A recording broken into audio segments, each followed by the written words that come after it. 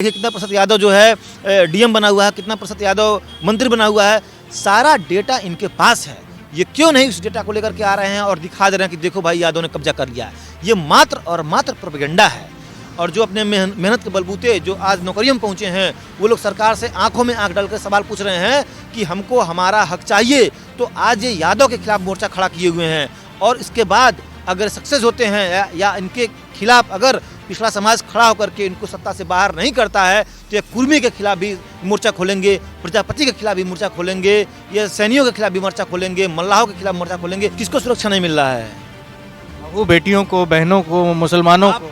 ये बात जो भाजपा कह रही है, मैं उनके सामने बोलना चाहता हूँ कि हाथरस का जो कांड हुआ कब हुआ, बुलंदशहर का कांड कब हुआ है, उन्नाव का कांड कब हुआ है, आपका गोरखपुर का कांड कब हुआ है, आपका बलरामपुर बहराइच का कांड कब हुआ है। आप हर जिले में जाकर देखिए, 5 सालों में एनआरसीबी का डेटा उठा कर देखिए, बलात्कार के मुद्दों में मतलब दुगना से ज़्यादा की बढ़ोतरी हुई है। नमस्ते, मेरा नाम अनिल शारदा है। आप द पंचायत देख रहे हैं। इस वक्त हम लखनऊ में हैं। लखनऊ में एक कैफ़े के बाहर बैठे हैं। नाम नहीं बताएंगे, नहीं तो उनके ऊपर कुछ हो सकता है। मसला क्या है? यहाँ पे छात्रों के मुद्दे पे उत्तर प्रदेश में विकास किस पैमाने पे 5 साल में हुआ और समाजवादी पार्टी जो सबसे बड़ी पार्टी है विपक्ष की, वो इस चुनाव में किन वादों, किन मुद्दों को लेकर के आ रही है, उस पर चर्चा करेंगे। और समाजवादी पार्टी की ओर से हमारे साथ चर्चा में बैठे हैं समाजवादी छात्र सभा के राष्ट्रीय प्रवक्ता और मुख्य सचिव, राष्ट्रीय सचिव सतीश चंद्र यादव। जेएनयू में पढ़ते हैं, पीएचडी कर रहे हैं और जेएनयू के भी महासचिव हैं। बहुत बहुत स्वागत है सतीश, बातचीत करने जी आपका बहुत धन्यवाद अनिल जी। कहाँ से शुरू करें, जेएनयू से या लखनऊ से? सवाल आपके होंगे, जवाब मेरा होगा। आप जहाँ से उचित समझे वहाँ सवाल कर सकते हैं आप। ठीक है, तो बड़ी राजनीति और बड़ी उठापटक होने वाली है उत्तर प्रदेश से। उत्तर प्रदेश से ही हम लोग शुरू करते हैं। आप जेएनयू से अब समाजवादी पार्टी के बीच आ गए हैं और उनके लिए काम कर रहे हैं। उत्तर प्रदेश में आने वाले समय में क्या देख रहे हैं, क्या नया बदलाव होने वाला है? आपकी पार्टी आ रही है तो किस तरीके से आ रही है, क्या उनके मुद्दे हैं, क्या आप नए वादे लेकर के आ रहे हैं ताकि जनता आपसे कनेक्ट हो पाएगी? अभी उत्तर प्रदेश का जो चुनाव हो रहा है विधानसभा 2022 का, इस चुनाव का सबसे बड़ा जो मुद्दा है वो है सामाजिक न्याय। उत्तर प्रदेश में जो पिछड़ी जातियां हैं, जो दलित जातियां हैं, जो वंचित, जो अल्पसंख्यक समुदाय हैं, उन लोगों को के साथ सामाजिक न्याय नहीं हुआ है। चाहे नौकरियों में देख लीजिए, चाहे विश्वविद्यालयों में देख लीजिए, या कहीं भी जगह पे उन्हें उचित जगह नहीं दिया गया है उनके संख्या के हिसाब से। तो हमारी पार्टी समाजवादी पार्टी के राष्ट्रीय अध्यक्ष माननीय अखिलेश यादव जी ने कहा है कि हम अगर सत्ता में आते हैं तो सबसे पहला हमारा काम होगा कि इस प्रदेश में जातिगत जनगणना कराएंगे।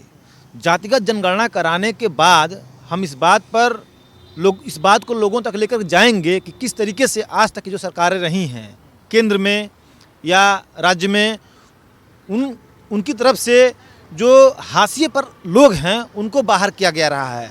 आप देख रहे होंगे कि जो जातिगत जनगणना का जब मुद्दा आता है तो केंद्र सरकार उस पर चुप हो जाती है, लेकिन हमारे राष्ट्रीय अध्यक्ष जी ने कहा है कि अगर हम सत्ता में आते हैं तो हम उसका जनगणना कराएंगे और जनगणना कराने के बाद से जो सामाजिक न्याय है उस बात को उसको इंश्योर करने की कोशिश करेंगे।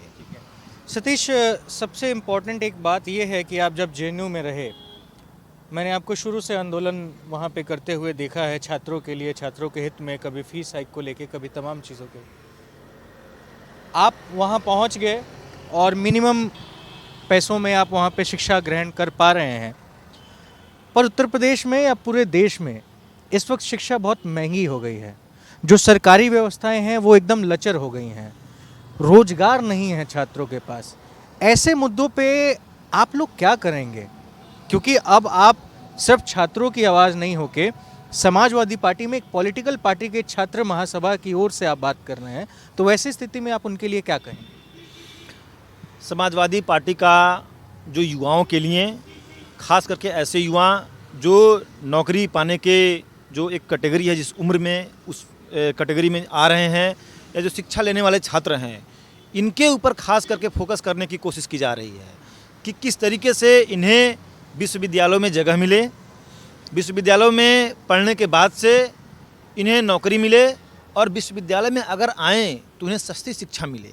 जो एक्सेसिबल और एफोर्डेबल एजुकेशन की बात है उस पर फोकस करने की बात की जा रही है। इसीलिए जो हमारे राष्ट्रीय अध्यक्ष हैं उन्होंने कहा भी है कि हम सत्ता में आएंगे तो जो विश्वविद्यालय हैं उनकी संख्या भी बढ़ाएंगे और कोशिश करेंगे कि जो प्राइवेटाइजेशन जो किया जा रहा है, जो अंधाधुंध प्राइवेटाइजेशन जो किया जा रहा था, जो केंद्र सरकार की तरफ से या जो वर्तमान में जो योगी जी की सरकार है, भाजपा की सरकार है, उसको रोकेंगे। जो स्कूली शिक्षा है उसको सस्ता करेंगे, उसमें जो सरकारी स्कूल है उसमें शिक्षा को बेहतर करेंगे। आप देख रहे होंगे कि इसके पहले जब 2012 से 2017 के बीच में समाजवादी पार्टी की सरकार थी तो युवाओं को शिक्षा में प्रेरित करने के लिए या उनको कहा जाए कि मोटिवेट करने के लिए जो छात्र 12वीं पास कर रहे थे उन लोगों को लैपटॉप दिया जा रहा था। वो समझिए कि कितना दूरगामी एक सोच रहा है माननीय राष्ट्रीय अध्यक्ष जी श्री अखिलेश यादव जी का, कि उनके द्वारा दिया गया लैपटॉप से जब छात्र कॉलेज में जा रहा है, यूनिवर्सिटी में जा रहा है, बीटेक या डॉक्टरी की पढ़ाई करने जा रहा है, तो एक जो बड़ा जो सहायता होती है या बहुत बड़ी ज़रूरत होती है लैपटॉप की, उसकी कमी उसको नहीं खल रही है। उस लैपटॉप को लेकर के आज तक वो छात्र उसको चला रहे हैं और उसके माध्यम से पढ़ाई कर रहे हैं। उसके बाद अगर देखें छात्राओं के ऊपर, बालिकाओं के ऊपर, आपका 12th कब का है? मेरा 12th 2009 का है जी, मैं उसका फ़ायदा नहीं उठा पाया, लेकिन अन्य जो 2012 के बाद से जो अन्य छात्र हैं जो उसमें आए हैं उन लोगों को ये फ़ायदा मिला है। और मैं बात कर रहा था कि छात्राओं की बात कर रहा था। हमारा उत्तर प्रदेश अभी देखेंगे तो इसमें शहरीकरण बहुत कम है, गांव से लोग ज़्यादा बिलोंग करते हैं, गांव में ज़्यादा लोग रहने वाले हैं। तो गांव में ऐसी धारणा है, चूँकि धारणा के पीछे भी जो इकोनॉमिक या जो आर्थिक जो क्रिया है या जो एक फैक्टर है उसका जो असर है, जो उसका एक प्रभाव है कि उनके पास ज़्यादा कमाई न होने की वजह से वो अपने जो समाज की जो लड़की होती है उनको 12 के बाद साथ पढ़ाई बहुत सारी जगह पे ड्रॉप आउट कर दिया जाता है।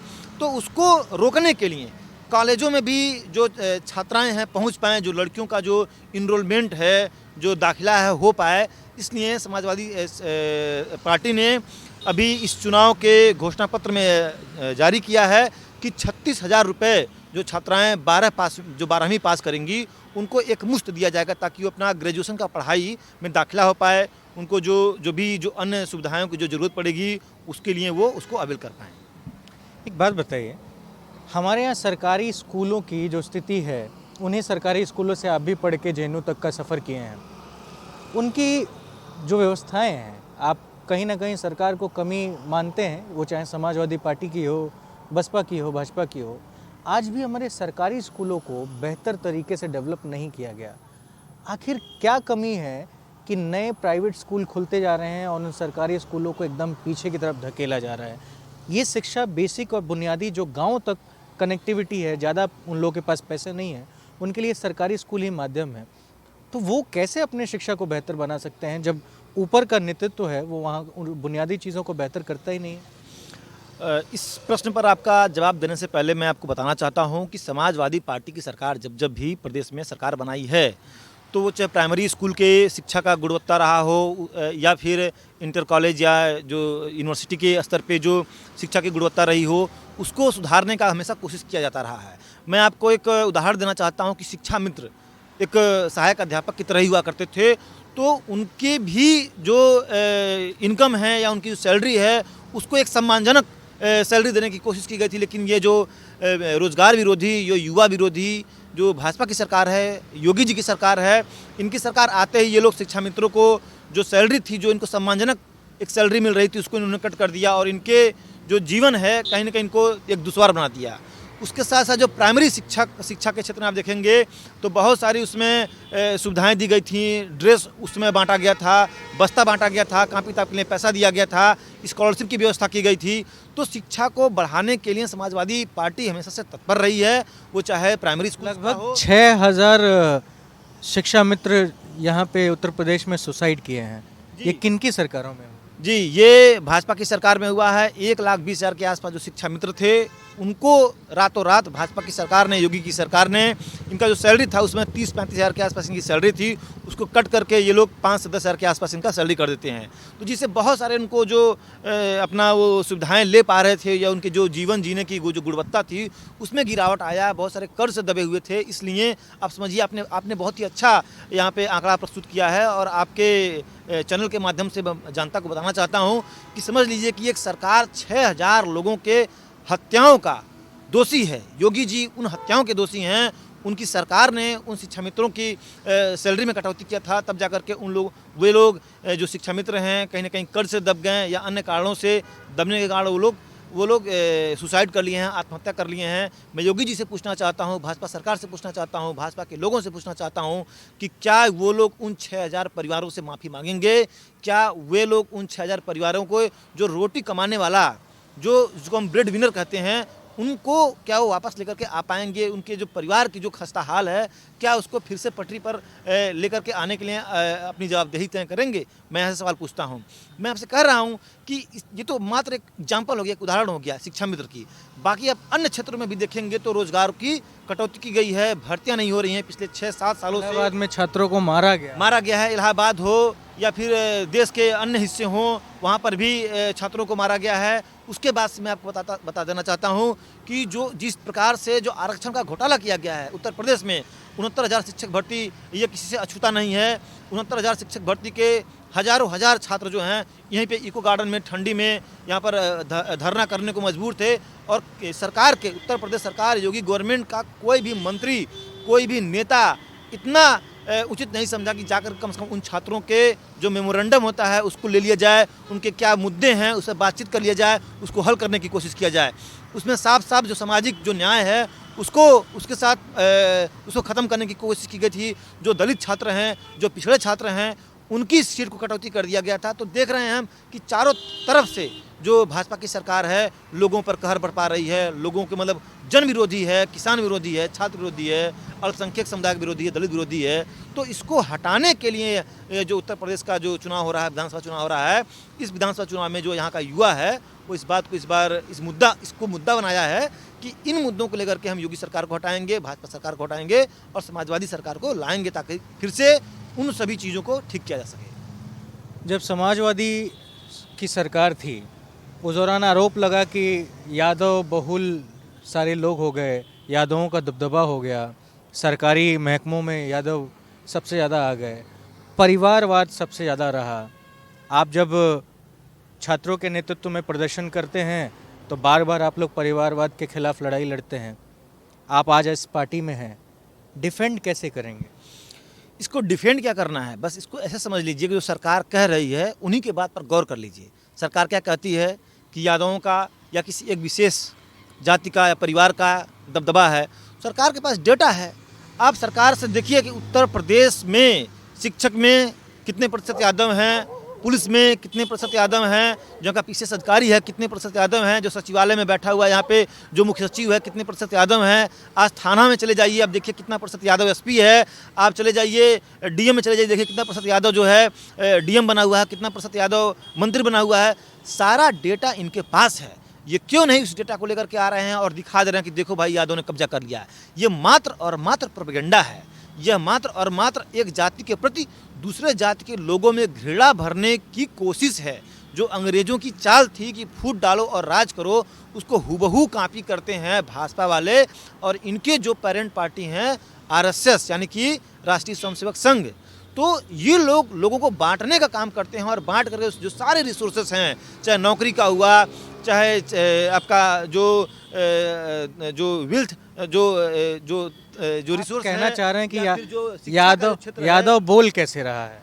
जी, उनको दिक्कत ये है कि यादव अगर यहाँ पर राजनीति कर रहा है तो वो हमारा पिछलग्गू क्यों नहीं है, वो सामाजिक न्याय की बात क्यों कर रहा है, वो पिछड़ा की बात क्यों कर रहा है, वो दलितों की बात क्यों कर रहा है, मुस्लिमों की बात कर रहा है।